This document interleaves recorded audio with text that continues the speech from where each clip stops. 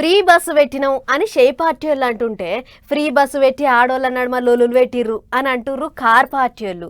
ఇందిరమ్మ ఇండ్లు ఇచ్చినాం అని వాళ్ళు అంటుంటే హైడ్రా తెచ్చి ఉన్న ఇండ్లు కూలగొడుతుర్రు అని వీళ్ళు అంటుర్రు. గిట్ల జూబ్లీ హిల్స్ బై ఎలక్షన్ల ప్రచారం జోరుగా నడుస్తుంది. నామినేషన్లు కూడా పడుతున్నాయి. పాండ్రట్ల పోయి చూసేద్దాం. ఓ దిక్కు మంత్రులు, ఇంకో దిక్కు మాజీ మంత్రులు, ఇద్దరి నడుమ పోరాటం లెక్కనే ఉన్నది. పోయిన జూబ్లీ హిల్స్ బై ఎలక్షన్ చెయ్యి పార్టీని గెలిపియాలనని మంత్రులు వాడవాడ సుడి పెడుతుండ్రు. కారు పార్టీని గెలిపియాలనని మాజీ మంత్రులు కొత్త కొత్త ఎత్తులు ఎత్తాండ్రు. అట్టిట్లా బుధవారం నాడు కారు పార్టీ అభ్యర్థి మాగంటి సునీతక్క నామినేషన్ వేసింది. అప్పట్లో మాగంటి గోపినాథ్ సారు తొలుత జూబ్లీ హిల్స్ పెద్దమ్మ తల్లి దీవెనార్తులు తీసుకొని అటెనక నామినేషన్ వేసేది. ఇప్పుడు సునీతక్క కూడా పెద్దమ్మ తల్లిని దర్శనం చేసుకున్నాకనే నామినేషన్ వేసింది. జూబ్లీ హిల్స్ ఎలక్షన్లల్లా 600 ఎగిరేది గులాబీ జెండానే అంటారు కారు పార్టీ వాళ్ళు. 10 ఏళ్ల అభివృద్ధికి 2 ఏళ్ల అరాచకానికి మధ్యన జరుగుతున్న ఎన్నిక, 10 ఏళ్ల పారదర్శక పాలనకు ఈ 2 ఏళ్లుగా జరుగుతున్న అవినీతి పాలనకు మధ్యన జరుగుతున్న ఎన్నిక. మేము జూబ్లీ హిల్స్ నియోజకవర్గ ప్రజలకు కూడా వారి గెలుపు వల్ల మీకు రాబోయేది ఏంటిది అంటే, కాంగ్రెస్ ఇచ్చిన 6 గ్యారంటీలు మీరు జూబ్లీ హిల్స్ లో గట్టిగా కాంగ్రెస్ పార్టీకి దిమ్మ తిరిగే విధంగా మీరు తీర్పునిస్తే తప్పకుండా రాష్ట్రం మొత్తంలో కూడా పేదలకి న్యాయం జరుగుతుంది. ఇక అట్లుంటే జర ఆలస్యమైనా సరే పువ్వు పార్టీ వాళ్ళు కూడా రేసు గుర్రాన్ని బరిలోకి దింపిర్రు. గల్లీ నుంచి ఢిల్లీ దాకా అందరితోని మాట ముచ్చట్లు చేసి అన్ని తీర్ల ఆలోచనలు చేసుకొని లంకల దీపక్ రెడ్డికి టికెట్ ఇచ్చిండ్రు. అయితే పెద్ద ముచ్చట ఏంటిదంటే, అభ్యర్థిని ప్రకటించిన రోజే జూబ్లీ హిల్స్ నియోజకవర్గంలో ఉన్న బీజేపీ కార్యకర్తలు కొంతమంది లీడర్లు సీదా తెలంగాణ భవన్ కు పోయి గులాబీ కండువాలుగా అప్పుకుండ్రు.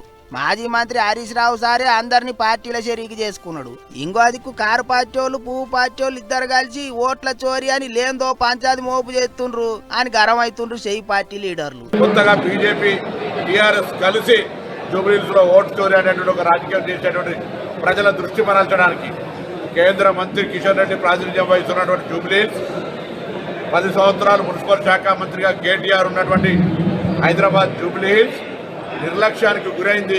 ప్రజలు ఆ అభివృద్ధి మీద ఎక్కడ చర్చ చేస్తున్నారని దృష్టి మరల్చడానికి ఓటు చోరీ అనే పేరు మీద లేదా అభ్యర్థిని ఏడిపియడం ద్వారా ప్రజలు దృష్టి మరల్చే ప్రయత్నం చేస్తారు. నేను అన్న మాటలు కూడా వక్రీకరించే ప్రయత్నం చేశారు. కాదన్నట్టు తాను ఒకటి మాట్లాడితే వాళ్ళు ఇంకోటి ప్రచారం చేస్తాను అన్నట్టు మాట్లాడిండు మంత్రి సారు. ఇక అభ్యర్థిని ప్రకటించారు కాబట్టి పువ్వు పార్టీ వాళ్ళు కూడా జూబ్లీ హిల్స్ బై ఎలక్షన్లలో గెలిచేది తామే అంటుర్రు. ప్రచారం రువ్వడి పెంచుతారట. అన్ని అమ్మగానే గోరు చుట్టు మీద రోకలి పోటీ లెక్క ఇప్పటికే ఏగస్ పార్టీ వాళ్ళతో పోటీ గట్టిగా ఉన్నది అనుకుంటుంటే రీజనల్ రింగ్ రోడ్డు చేయబట్టి భూములు పోతున్న రైతులంతా చెయ్యి పార్టీకి పోటీగా నామినేషన్లు ఎత్తామా అంటుండ్రు. 20వ తారీఖు లోపల ఏదో ఒకటి చెప్పకపోతే 21 నాడు 300 మంది రైతులు నామినేషన్లు ఎత్తారట. మరి చూడాలి ఏమవుతుందో. కానీ ఎలక్షన్ ఉన్నది ఒక్క జూబ్లీ హిల్స్ సీటుకే గానీ రాష్ట్రం అంతా దాని పేరైతే గట్టిగా వినిపిస్తుంది ఇప్పుడు. పైన పటారం లోన లొట్టారం అన్నట్టే బెంగళూరు పట్టణంలో అన్ని అష్ట కష్టాలే అంటుంటారు చాలా మంది. సోషల్ మీడియాలోనైతే దిన రోడ్ల పంచాది నడుస్తూనే ఉంటుంది. గా నడుమ కొన్ని కంపెనీల ఓనర్లు అయితే బెంగళూరు ఇడిచిపెట్టి పోతావు అన్నట్లు కూడా మాట్లాడిర్రు. అందుకే పోయేటోళ్ళు అటు ఇటు పోకుర్రి మా దిక్కురన్రి అని అంటుర్రు ఏపీ సర్కార్ వాళ్ళు. బెంగళూరు కంపెనీలకు ఏపీ సర్కార్ వాళ్ళు గెలవేసిర్రు. ఇక మునుం పట్టినామంటే ఎవ్వలకి ఇనేదే లేదన్నట్టు ముంగడికి పోతుర్రు ఏపీ సర్కార్ వాళ్ళు. మీద మీద మీద మీద శంకు బండలు బాతిచ్చుడో, రిబ్బన్లు కత్తిరిచ్చుడో, లేకపోతే పెద్ద పెద్ద కంపెనీలతోని కాగితాలు రాసుకున్నాడో ఏదో ఇగురని చేస్తూనే ఉన్నారు. ఇక్కడితోనే అయిపోదట. పోత పోత ఇంగిన్ని శుభవార్తలు కూడా చెప్తాం అన్నట్టు మాట్లాడుతుర్రు. అన్నిటికి మించి బెంగళూరు కంపెనీల మీద ఏపీ సర్కార్ వాళ్ళు గట్టిగానే నజరేసిండ్రట. So with a lot of clarity thought we are competing with other states. If they are inefficient, what can I do? If their own industrialists are saying that the infrastructure is bad, there's severe power cuts, and they themselves are saying that. I'm not here for a Twitter war. I'm here to attract investments for my state, and I'll work exceptionally hard for it. And I believe there's nothing wrong in competition. November మాసంలో ఆ announcements కూడా ఉంటాయి. కాదన్నట్టు పక్క రాష్ట్రాలతో పోటీ పడుట్ల తప్పేమున్నది? అక్కడ సౌలతులు మంచిగా లేవు, రోడ్లు మంచిగా లేవు అని అక్కడి కంపెనీలోనే చెప్తుండ్రు. అందుకే ఇక్కడైతే అన్ని సౌలతులు ఉంటాయి, రమ్మని పిలుస్తున్నాము. రాము అంటే ఏం ఇగ్గుకొస్తలేం కదా అన్నట్టే మాట్లాడిండు సారు. అంతేకాదు నవంబర్లో బెంగళూరు నుంచి ఏపీకి వచ్చే కంపెనీల శుభవార్త కూడా చెప్తారట. అంటే ఇప్పటికే వాళ్ళతో మాట ముచ్చట్లు నడిచినట్టే ఉన్నాయి అనుకుంటారా అందరూ. అన్నీ అవగాని బెంగళూరులో గుంతల రోడ్లు చేయబట్టి అక్కడ ఉన్న చెయ్యి పార్టీ సర్కారోళ్లకు పెద్ద పరిశానే వచ్చి పడ్డది. రోడ్లు చక్కగా లేవని ఆస్తి పన్ను కట్టమని పబ్లిక్ కు సీఎం సారికే లేఖ రాసిండ్రట. అందుకే ఆగమేఘాల మీద గుంతలు పుడిచే కార్యం చేస్తున్నారట అక్కడ. కానీ కొత్తగా రోడ్లు వేపించేది ఇడిచిపెట్టి కుక్కలు చింపినిత్తరు లెక్క గుంతలు మాత్రమే బూడుస్తుండేటాలకు రోడ్ల మీద తిరిగేటోళ్ళకి ఇంగింత తిప్పలవుతున్నదట. ఇగో గిసోంటి అన్ని చేయబట్టే ఐటీ కంపెనీలు బెంగళూరుని ఇడిచిపెట్టనికే చూస్తున్నాయా అంటుండ్రు. దాన్ని ఏపీ సర్కారోళ్ళు వాడుకునే పనిలో పడ్డారు. మరి ఇక చూడాలి నవంబర్లో ఎన్ని కంపెనీలు వస్తాయో ఎటువంటి వార్తలు చెప్తారో అనుకుంటారా అందరూ.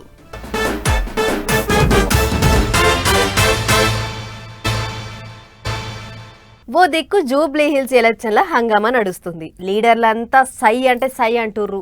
పార్టీలన్నీ రువ్వడి పెంచినాయి. గిసొంటి యాళ్ళలా అందరూ కనిపిస్తుర్రు కానీ ఇక సార్ ఒక్కడు కనిపిస్తలేడు. ఎటు పోయిండబ్బా అని అనుకుంటుంటేనే అగ్గో వచ్చిండు సార్ నమస్తే సార్. రెండు రాష్ట్రాలలో ఎక్కడ ఎలక్షన్ ఉంటే అక్కడ పాలన ఉంటాడు అనుకుంటుంటారు చాలా మంది. ఇట్లనే జూబ్లీ హిల్స్ ఎలక్షన్లలో కూడా పోటీ చేస్తాడు కావచ్చు, అందరికి దీవెనలు పెడతాడు కావచ్చు అనుకుంటే ఇక చూడరు ఏమన్నాడు. 5 కోట్లు కట్టమని విశాఖపట్నం ఇన్కమ్ ట్యాక్స్ కమిషన్ నిన్న నోటీస్. అంటే నేను ఇక్కడ జూబ్లీ హిల్స్ లో పోటీ చేయకుండా దీని మీద కేసేస్తాను, ఫైట్ చేస్తాను అని. నేనంటే ఎందుకంత భయం? అబ్బరనాయనే పాలనను చూసి పార్టీలన్నీ భయపడుతున్నాయట. గమ్మత్ ఏంటిదంటే జూబ్లీ హిల్స్ ఎలక్షన్లలో పోటీ చేయకుండా ఆ పనికే అటెటో కొసకున్న విశాఖపట్నం నుంచి నోటీసులు వచ్చినాయా అంటుండు. ఇంకో ముచ్చట ఏంటిదంటే పువ్వు పార్టీ వాళ్ళు చెయ్యి పార్టీ వాళ్ళు ఒకటే అన్నట్టు మాట్లాడుతుండు సారు. దీపక్ రెడ్డి అట, పేరే వినలేదు నేను. లాస్ట్ టైం నిలబెడితే 25,000 వచ్చాయట, ఈసారి 20,000 వస్తాయా? కిషన్ రెడ్డి, రేవంత్ రెడ్డి, లంపా दीपक रेड्डी, मोदी जी सुनो अच्छे से सुनो, आप अनाउंस कर रहे हैं क्यों? रेवंत रेड्डी आपका बीजेपी का एकनाथ सिंह होगा बोल के ना आप लोग ही सब कर रहा है. ఇక గిట్ల గట్టిగానే అరుచుకున్నాడు. మరిగా ఎలక్షన్లలో పోటీ చేస్తాడా లేదా అని అంటే ఓటేస్తామని పబ్లిక్ తనకు మాటిస్తేనే ఎలక్షన్లలో పోటీ చేస్తాడట. ఆగో గట్లెట్లా మాటిస్తారా అనుకుంటారా? మరిగా గట్లనే ఉంటాయి పాలన ముచ్చట్లు. ఏం చేస్తాడో ఏమో గాని అట్లిట్లా అమెరికాకేంచి విమానం అయితే దిగిండు. ఇక రేపో మాపో జూబ్లీ హిల్స్ లో తిరుగుతాడు కావచ్చు. పాలన అంటే పాలననే పోన్రే, గమ్మతుంటది వ్యవహారం అనుకుంటారు పబ్లిక్.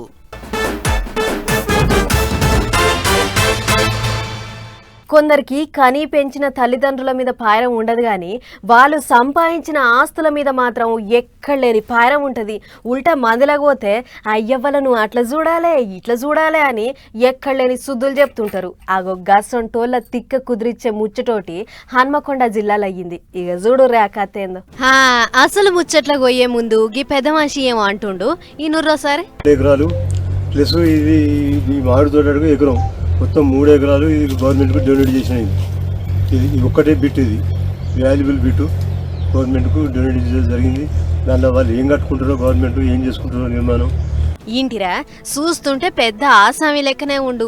బొచ్చడు ఆస్తి ఉన్నట్లున్నది. అండ్లకెంచి కొంత సర్కార్కు ఇస్తుండేమో అని అనుకోకుర్రి. ఈ పెద్ద మనిషి బాధ చాలా ఘోరంగా ఉంది. ముచ్చటేందంటే హన్మకొండ జిల్లా ఎల్కతుర్తిలుండే ఈ పెద్ద ఆయన పేరు గోలి శ్యామ్ సుందర్ రెడ్డి. ఈయనకు 2 పిల్లలు. బిడ్డ అమెరికాలో ఉంటది, కొడుకు కూడా అమెరికాలో కొన్నొద్దులు కొలువు చేసి ఊళ్ళకొచ్చిండట. ఇక అప్పటి సంధి అడ్డమైన తిరుగుళ్లకు అలవాటు పడి తండ్రిని సరిగ్గా చూస్తలేడట. అన్నట్లు ఇంటి ఆమెకు కరోనా తగిలితే ఆమె కాలం చేసింది. అట్లా ఒకప్పుడు ఎంపీపీగా పనిచేసి దిగిపోయిన ఈ పెద్ద మనిషికి ఇప్పుడు మంచి షెడ్డలు చూసే దిక్కు లేకుండా పోయింది. అందుకే నన్ను పట్టించుకోకుండా నా ఆస్తి మీద కన్నేసిన కొడుకుకు నేనెందుకు ఆస్తినిస్తా అని గీ పని చేసిండు. పెద్ద ముచ్చటేందంటే హన్మకొండలో ఓ ఇల్లుంటే గా ఇల్లును ఆయన పేరు మీదకి బలవంతాన ఎక్కించుకుండట. అట్లనే ఎల్కతుర్తిలున్న 6 ఎకరాల భూమిని కూడా మలుపుకోవాలి అని చూస్తే ఇంత పనికొచ్చిన వారా అని ఆర్డీఓకు ఫిర్యాదు అయ్యి ఉన్న దాంట్లో కొంత గవర్నమెంట్ వాళ్ళకు రాసిచ్చిండు. ఎవరైతే తల్లిదండ్రులను చూసుకోరో వాళ్ళకు కూడా ఇలాంటి గుణపాఠం లాగా ఇది ఒక భయం కలగాలని వాళ్ళకు వాళ్ళు చూడకపోతే మా తల్లిదండ్రులు కూడా ఇదే విధంగా ఇంతకుముందు ఎల్కతుర్తిలో ఉన్న వ్యక్తి చేసిండు కదా, ఆ వ్యక్తి తిరగనే మా తల్లిదండ్రులు కూడా చేస్తారేమో అని భయం కలిగి వాళ్ళని మంచిగా చూసుకోవాలని వాళ్ళకు కూడా మంచి జరగాలని సమాజానికి ఒక మెసేజ్ వచ్చేలాగా నేను ఇది కూడా భావిస్తాను. ఇది గవర్నమెంట్కు డొనేట్ చేసినందుకు నాకు సంతోషంగా ఉన్నది. గద అన్నట్లు మొత్తానికి 6 ఎకరాల భూమి ఉంటే అండ్ల 3 ఎకరాలను సర్కార్కు రాసిచ్చి ఇంటామె వసంత జ్ఞాపకార్థంగా గరీబోళ్లకు ఇల్లు కట్టియుర్రి సారు అని గొప్ప నిర్ణయమే చేసిండు. అందుకు అధికారులు కూడా సరే అన్నారట. అట్లా 3 కోట్ల విలువైన భూమిని సర్కార్కు అప్పచెప్పిండు. ఏదైతే ఏం గాని పెద్ద మనిషికి బుక్కడంత వేసి యాళ్లకు మంచి షెడ్డలు అరుచుకుంటే గీ 3 కోట్ల భూమి కొడుక్కే దక్కు కదా, ఏం పిల్లలు మోపైర్రామా అని తిడతా ఊర్రు గీ ముచ్చట చూసిన జనాలు. మరి చూసిరు కదా, మీ అయ్యవ్వలను సరిగ్గా పట్టించుకోకపోతే వాళ్ళు కూడా గిట్లనే చేస్తారు, చూసుకోరు మరి.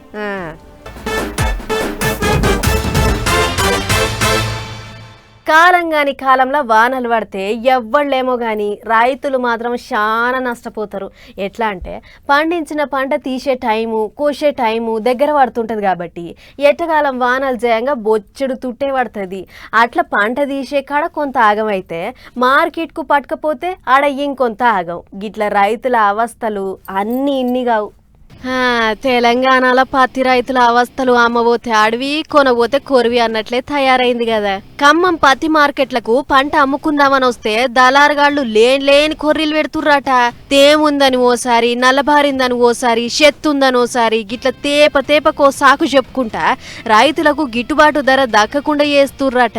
అయితే పంట వేసిన మొదట్ల వానలు దండిగానే పడ్డాయి. ఇక వానలు చూసి గీసారి పంట మంచినే వెళ్తుంది అని సంబరపడ్డారు. కానీ తీరా పత్తి లోపు మళ్ళా చినుకులు అందుకున్నాయి. దీంతోని దూది మొత్తం తడిసి తేమ బారింది. ఇక కొంటపోయి ఇంట్లో పెట్టుకుంటే ఆయంత నల్లబారుతుందేమో అని చాలా మంది అంగట్లకు పట్టుకొస్తే ఆడ కొనేటోడు దిక్కులేక ఈడిగిల పడ్డారు. మద్దతు ధర 8,000 అని నిర్ణయం చేసినా గాని అది ఉతకతనే అయ్యింది. ఇప్పటిదాకా ఆ ధర దక్కిన రైతు ఒక్కళ్ళు కూడా లేరు. అంతా జెండాపాట 6,000 మీదనే కొనుగోలు నడుస్తుంది. అయితే ఎకరానికి 25,000 పెట్టుబడి పెట్టినాం, మద్దతు ధరన్నా దక్కితే అన్ని ఖర్చులు పోను, కింటా మీద ఓ 2,000 దాకన్నా మిగిలేది. కానీ అటు వానలు ఇటు దళారుగాళ్ళు జయంగా వట్టిగా అన్యాయం అవుతున్నాం. జర మమ్మలను సర్కారే ఆదుకోవాలి అని ఒక తీరుగా అడగబట్టిర్రు అన్నదాతలు. ఇక తెలంగాణలో పత్తి రైతుల తిప్పలిట్లుంటే అటు ఏపీల టమాటా రైతులవి ఇంకో తిప్పల. ఎకరానికి 3 లక్షల దాకా పెట్టుబడి పెడితే అన్ని పోను మీదంగా 40,000 తుటి పడుతుంది. ఎకరంలో 30 టన్నుల పంట వస్తుంది అనుకుంటే 15 టన్నులకు మించొస్తలేదు. గిట్లయితే వ్యవసాయం ఎట్లా చేయాలి? మాకేమో కిలోకు 10 రూపాయలు కట్టిస్తారు, కొంటవై దుకాణాలలో 30-40కు అమ్ముకుంటుర్రు. జర మేం నష్టపోకుండా సర్కారే ఆదుకోవాలి అని గవర్నమెంట్ దిక్కు చూస్తుర్రు రైతులు. చూడాలి మరిగా సర్కారు వాళ్ళు ఏం చేస్తారో. చలో మరి ఎవరు మా డిఆర్డి పటాస్ న్యూస్ ముచ్చట్లు ఇంకో ఎపిసోడ్లో మళ్ళీ కలుసుకుందాం. నమస్తే.